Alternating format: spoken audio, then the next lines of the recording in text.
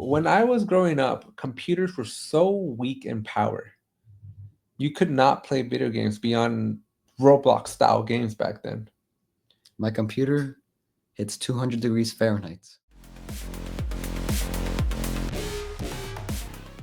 But my days, you couldn't process like a game like Roblox would be impossible. What? They're just the mathematics couldn't happen fast enough Why? because computers were weak back then. You had very little memory, very slow processors, very low compute power. As I like to say, buy better Wi-Fi. Wi-Fi didn't exist when I was playing. When I had a computer, there was no Wi-Fi. Well, then buy better Bluetooth. There was no Bluetooth either. Well, Everything wait. was wired in, and computers were not designed. And we also had very tiny monitors. You have these nice big 27-inch monitors right now. Back then, we used to have like these 11-inch CRTs. It's a CRT. Exactly. You don't even know what a CRT Wait, is. is it like that cube? Yes, it's like a Like cube that thing that looking. goes down Yes. like it curves in like that? Yeah, Oh, that was a gosh. CRT. You So played on that? we used to play on that, and our mice used to have a ball.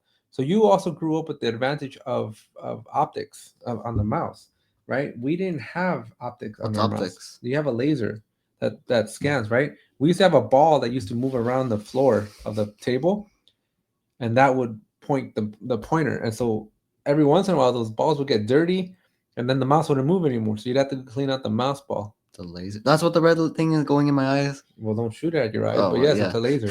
So I didn't have a first laser mouse until like 2003 or 2004. Wow. Prior to 2004, everybody had like a mouse with a little ball. So you weren't gaming. You weren't doing like Doom. Doom was a game that came out that would have been using keyboard, mouse, and stuff like that. But Doom was so boxy, right? You had to move just left and right. There was no up like there was no like what you do today, right?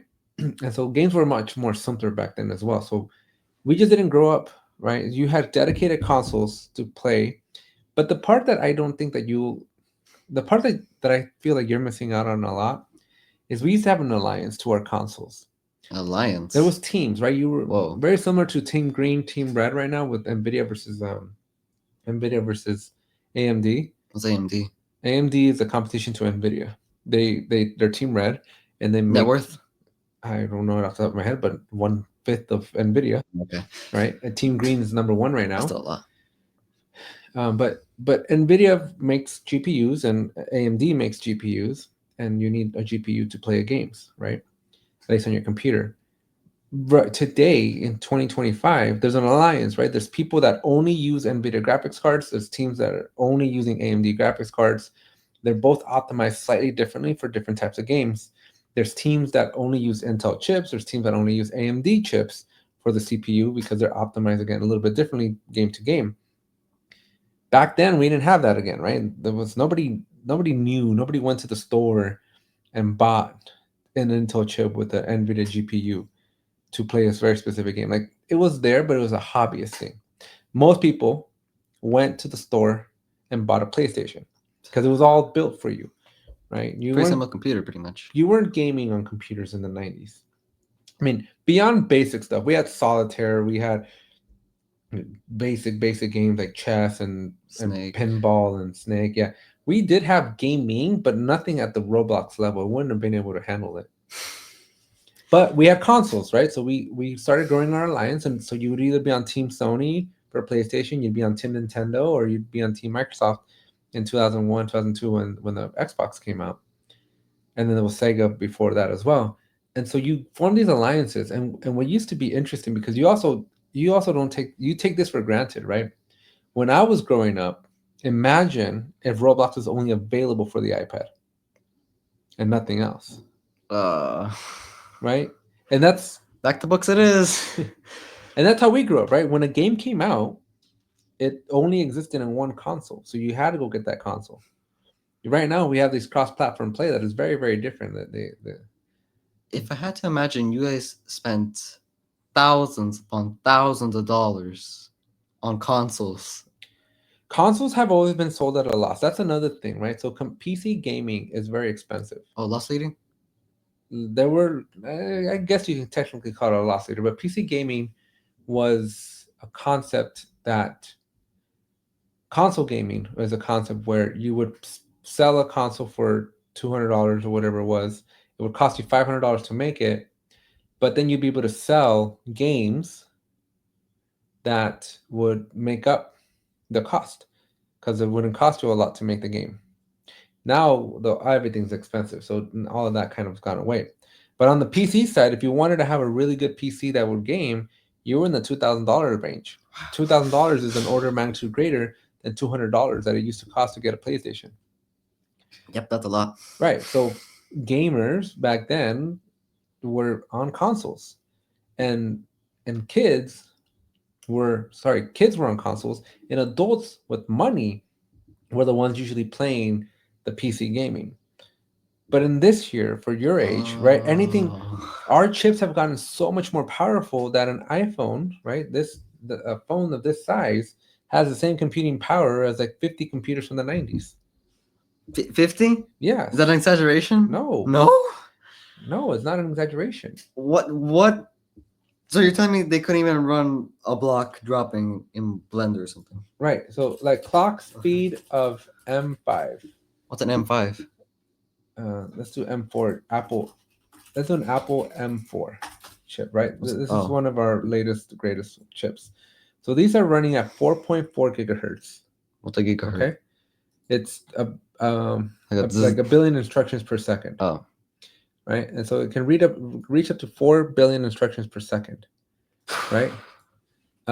If you go look at Intel 1990, let's go 1998 CPU, right? These were in megahertz, 300 megahertz. So this is like 3 million versus 4 billion. And it takes an infinite amount to get to a billion. Right? So our clock speeds were super slow, super low. And I remember playing a game where, like, talk about lag, you couldn't do anything. All you'd hear was distorted sound and the screen was just stuck. Was that like high quality for you guys?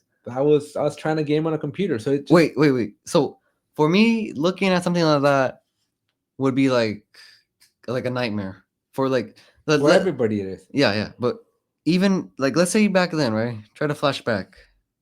Was that like high quality for you? Like how my computer is like revolutionary, even though it's like not as good as like those $20,000 setups. Right. But again, the timing, the era of gaming has changed so much. It has truly been a more collaborative environment. Now, around 2016, 2015, Xbox One and PlayStation 4s came out, right? And what made this is, I think, when the shift started to happen, because prior to, have you ever heard of PowerPC?